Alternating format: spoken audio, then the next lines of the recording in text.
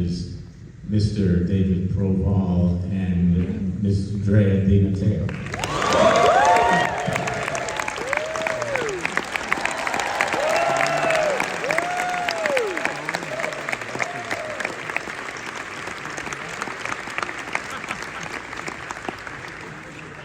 Surrealism, you know what I mean? Representationalism, whatever you want to call it. It is honest. No one's watching this and being like, oh, come on. Recognizable human behavior. And I know you said earlier, Dave, they weren't, you didn't have a set of aesthetic principles or rules necessarily going into it, but can you just talk about how that level of believability, of recognizability, how you strove to achieve that? Because it does feel like when we think about what makes the show feel cinematic or more lifelike than we think about television, that a lot of that is baked into everything from the way music is and isn't used, the duration of shots, the placement of the camera, the use of wide shots, the traveling masters instead of close-ups.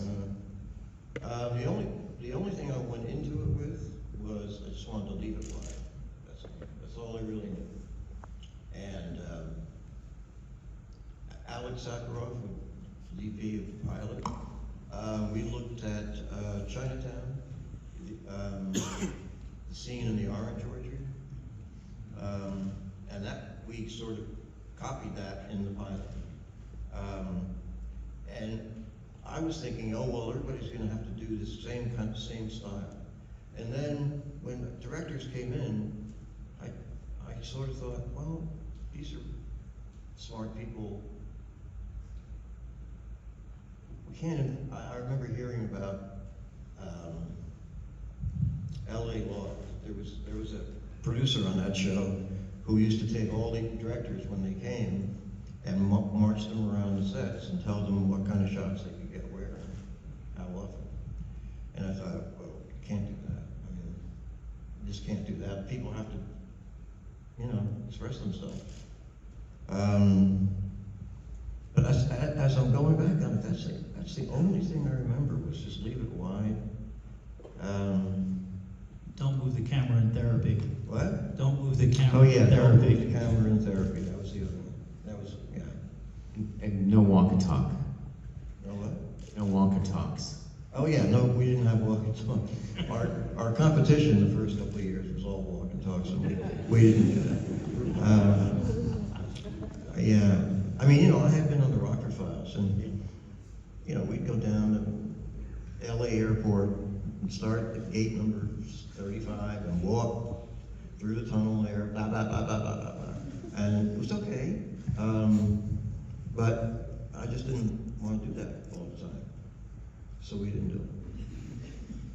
Talk a little bit about, they definitely, it feels almost like taking a biopsy in a way, in that they're, years apart, and yet you see so many of the kind of signature themes and concerns of the show, as Tony himself puts it very well, God and faith and shit like that. Yeah, I mean, that's why I said the thing about being Protestant, because they're both very church influenced, and I didn't remember that about them. And I guess there's more of that in the show as a whole than I recall.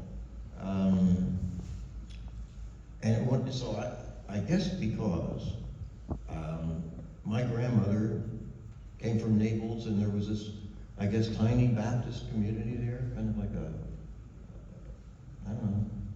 little thing. And so she was Baptist, and so I was brought up Baptist, and I used to go with my friends on Saturdays, they would go for confession. So I would go with them, and I'd have to wait outside in the hallway there, whatever you call it.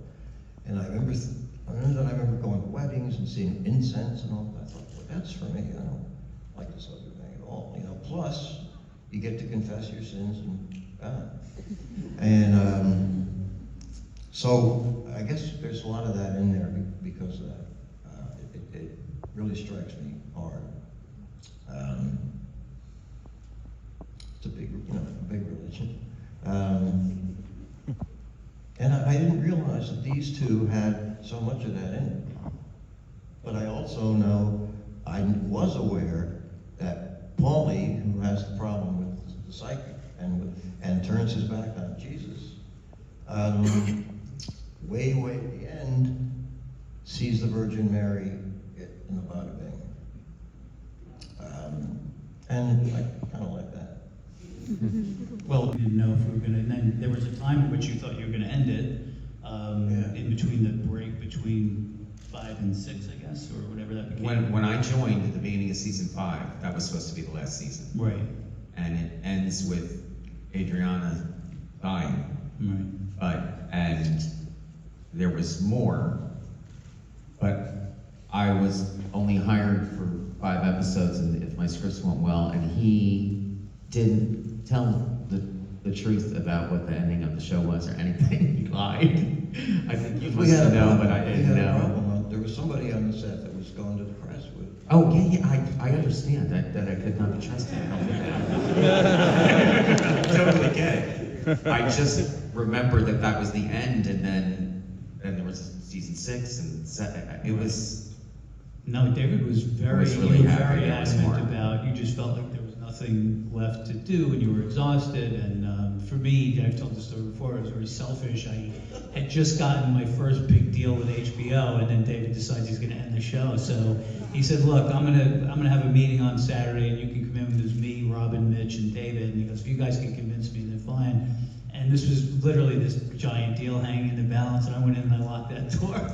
And I said, I am not leaving here until we convince him. And I filibustered like Jimmy Stewart at the end of Mr. Smith. On my feet, sweating, pitching, and we finally hit on, I think when I finally said you were so tired, I said, well, you know, people wait 10 years back then, 10 years between Star Wars movies, and they all come back. So you take a break for a year. That's fine, take a break, and hey, and if we come back for a year, we can do anything when we come back. These people could be on, I remember I said, Christopher could have a mustache. As if that was like a big, yeah, let's do that. So then he's like, oh, but Janice could have a baby, or Meadow could be in college, and that was the first spark. He was like, yeah, that could be, and then we had him, and then I walked out of there like, whew, we're good. Yeah, that was, He thank didn't give God. up. He was, yeah. You You know, know, our I mean, bagels. you're talking about planning. I was thinking this. I was thinking one day, you know, Jim would like to run a tractor, I'm sure. I'm sure he'd like to He looked so natural doing it too. He knew how to do that, didn't he? He really did. I think Go on now. it's on there. I think was on his resume with All right. fencing, special skills, heavy machinery. Real wise guy community. I just wondered, right? The Just the one time about the shorts, right? About wearing shorts. Don doesn't wear shorts. But Don doesn't wear shorts. And I've heard several versions of that, like that they called Jim at night. That's what he said. Recently I read it, but that's not how I remember it happening. Somebody, I don't know, somebody just told somebody who told somebody. It wasn't feedback exactly, but I had an FBI agent told us that they would come in on Monday mornings and sit around the coffee machine talking about the show, and then they would listen to wiretaps from the weekend. It was wise guys talking about the show. Same conversation. I see the show last night, and they always wondered who were we talking to. That's who do we know? That's him, yeah, right. And I It's not had supposed to be this guy or that guy. We weren't talking to anybody. We really weren't. You know, occasionally we had a question of, legality. We talked to the FBI about it, but in terms of just the behavior, I think any crazy thing you can come up with, somebody out there probably already did. So we'd stumble on something, and then people go, "Oh yeah, that's like so and so did." But we weren't, getting these stories from anybody, just making this stuff up. And therapy too. there was a name that I tried to use in the script, which I will not say. That they were like, "You're not using that name." I was.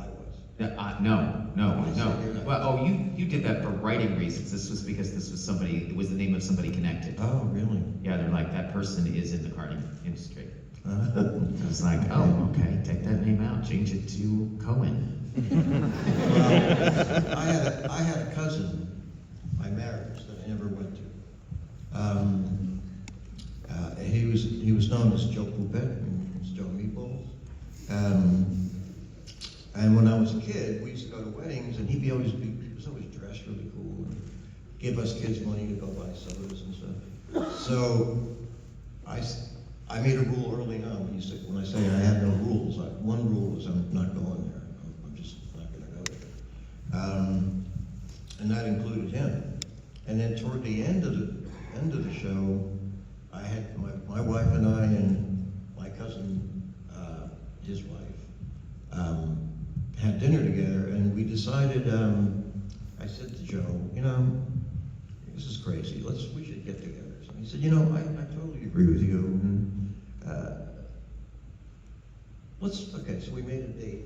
Actually, we were eating it's kind of strange. We were eating 2 minutes from where I grew up, from this apartment complex where I grew up. It turned out, it was a huge apartment complex. And the brick contractor, the subcontractor, who built all of the apartments, turned out to be Vince Giratolo's father. And Dominic's father was a bricklayer and worked on that apartment, and so did Dominic. So anyway, we're going to have lunch, and I started thinking, about this. This is probably not a good thing to do. I tried to put it out of my mind, and I couldn't. And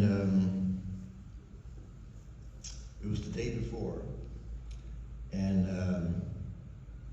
I sent a call Joe. I just canceled. And before I could do that, the phone rings, and it's Joe on the phone, and he says, "David, listen, I've been thinking, I don't think we should do it." And Terry met. I think was that at the restaurant in Garfield? Yeah. Yeah, that was another. This was just an observation. Not an observation. It's a funny story, I guess. So the actor who played Doc, I forget his name. In the later seasons, one of our actors plays a character named Doc. He got killed coming out of a brothel, I think. Anyway, he owned a restaurant in Garfield, New Jersey called Goodfellas.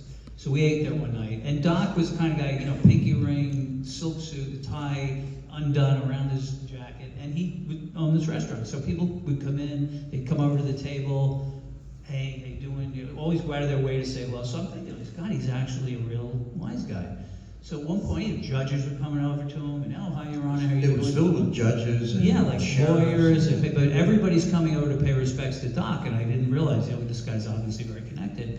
At one point, a guy comes up to him and says, "Doc, I got to talk to you." He goes, "What's the matter?" He goes, "Blood pressure. It's not helping me." He goes, "What do you mean?" And then he gets something, he takes the guy's pulse, and he goes, "Oh, this is terrible." He pulls out a prescription pen. He's actually a doctor. And they called him Doc. And I had to rethink everything I knew about this. I could have sworn this guy was a mobster. Yeah. Right? I mean, he's actually Doc, but I think Doc was, he's like, here, write you something. But, And that was the night we heard about shooting the gun into the wife's beehive. Oh, through the beehive. That was my cousin who told us that, right? Yeah. Sort of lasting impact is that this show has had on the medium. I found a very interesting statistic. I thought that each year that The Sopranos was on, it was nominated as Best Drama at the Emmys, won twice. In each of those years, except for one, it was the only cable show that was nominated. All the other shows were network shows. It was one year that 6 Feet Under was nominated. It was the only other show. Wow. In the last 10 years, there's only been one network show that has been nominated. And you may not be able to lay all of that at the feet of The Sopranos, but it does suggest that this opened a gate that many came in behind. Well, that's good. That's nice. But you know what? I also think we have to give some credit to technology. It's just much better to watch stuff now at home than it used to be. I mean, you have a 21-inch screen and on kind of an oval, and now the sound's better, the picture's better. I think that has a lot to do with it. No? No, I think that is part of I it. thought you were gonna say the technology of the fact that that entire ecosystem is like Atlantis. I mean, it's gone, for better or worse. Cable went into basic paper television, went into basic cable, went into, it's like, we're in a point where I look at that, that's like radio, in terms of the way that business works. When people from Europe, they're like, trying to figure out like, where was, Mad Men's on HBO here, and I'm like, it wasn't here, and they're like, what was it on? You know, they don't even understand, and I can't even explain it. It's literally like what wire was going into your house. And now it feels much more like when I started, like it's mostly network TV.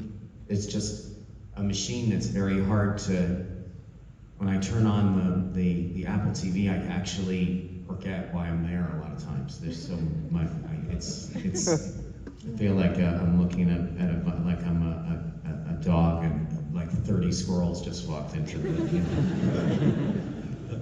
You know, I remember when we started, I said, I saw some show that was really pretty good, and I remember what it was, and I didn't see it last night, but it was a show called I Spy, which I'm sure none of you ever remember. It was really good, and it was Cosby's big break, and Robert Culp. And Robert Culp, and Culp wrote a lot of them, and they went to Spain, to China, they went all over the place. And they had, this guy, Fawad Saeed, had a van that had all the camera stuff and all the lights in it. And that was, you know, in Hollywood in those days, it was all Mitchells and huge things, and that was the first, like, small, regular little van with cameras in it and lights. And they made that show, and that show was good. That show was good, and they let those guys run it, really. They let Culp and Cosby sort of take it over. So, my congratulations to them. Terry, any parting words on looking back at 25 years of this show and how it changed things?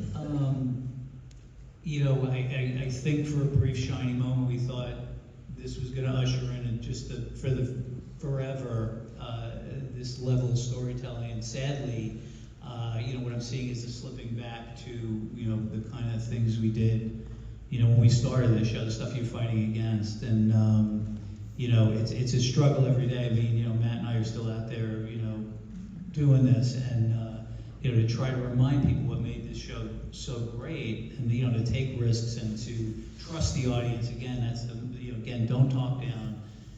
There are going to be people out there who are going to want to stick with this stuff and pay attention, but it's just, you know, sadly, I think what we had here is lightning in a bottle, and I thank God every day I got to be part of it, and that we all got to enjoy it. Well, you know, I just want to say, the things that have happened in the last 10 years in this country, I sometimes wonder if I still do trust the audience the way I did then. I'm not sure. Any shades